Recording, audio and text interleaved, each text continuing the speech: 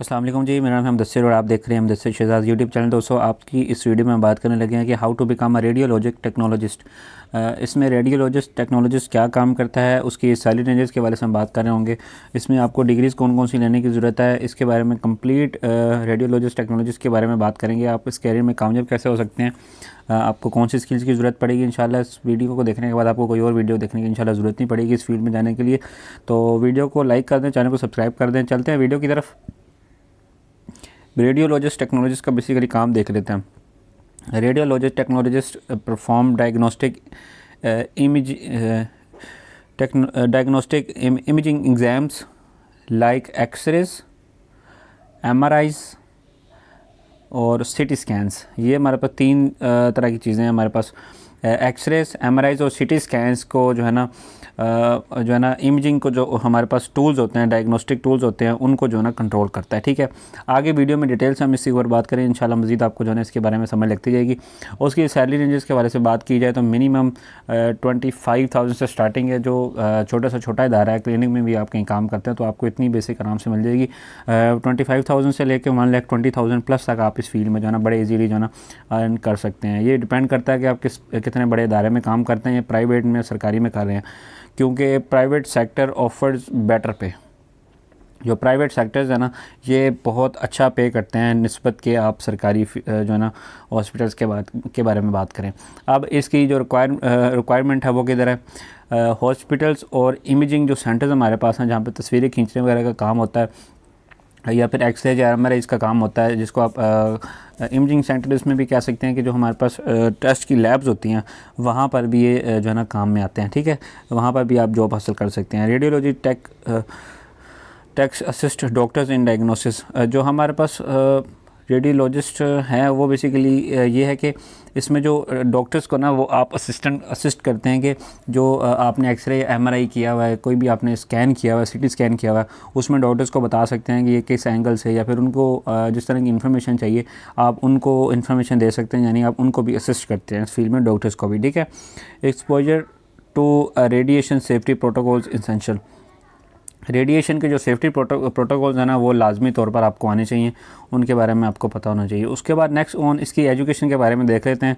आपकी एजुकेशन, अगर आपने अच्छे इदारे में काम करना है और वो भी प्राइवेट, तो आपकी जो तालीम है ना वो बहुत ज़्यादा ज़रूरी है। आप एजुकेशन के बगैर इस फील्ड में जा ही नहीं सकते। मेडिकल की किसी भी फील्ड में आप जो है नहीं जा सकते। ठीक है, ये बात को आप जहन में रख लें। एजुकेशन क्या होनी चाहिए जी आपको, आपके पास डिप्लोमा या फिर बीएस इन रेडियोलॉजिक टेक्नोलॉजी।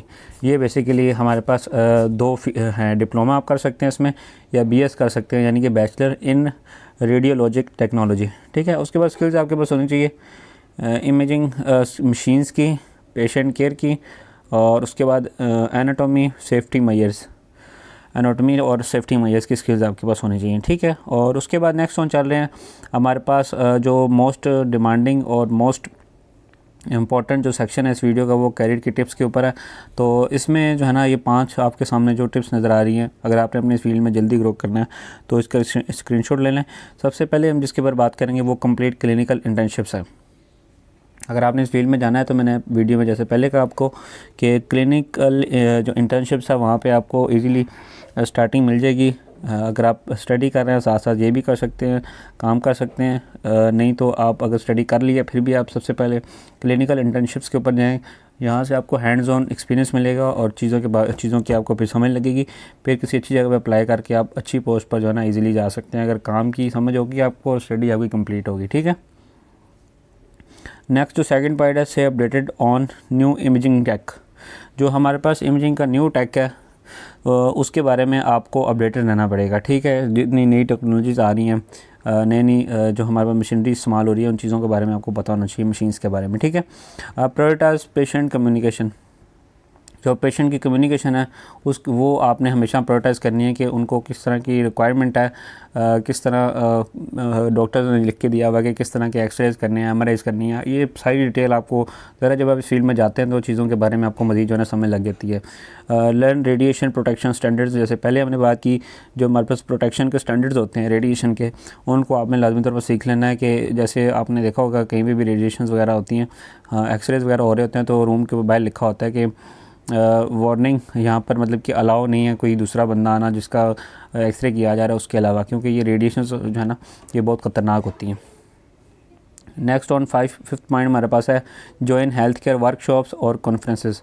जो हेल्थ केयर की वर्कशॉप्स होती हैं या कॉन्फ्रेंस होती है कोई भी, तो उसको आपने लाजमी ज्वाइन करना है ताकि आपको वहाँ पर चीज़ों की समझ लग सके, अपने सीनियर्स के साथ मिल सके, अपनी आपकी जो फील्ड है उसमें क्या नई जिद्दत आ रही है उस चीज़ों के बारे में आप समझ सकें। ठीक है, अगर आपने इस फील्ड में नहीं जाना, इसके रिलेटेड फील्ड्स के बारे में जानना चाहते हैं या फिर सेम स्किल्स के साथ सेम एजुकेशन के साथ आप अगर किसी और फील्ड में जाना चाहेंगे तो वो कौन सी फील्ड होंगी इसके बारे में हम डिस्कस करते हैं।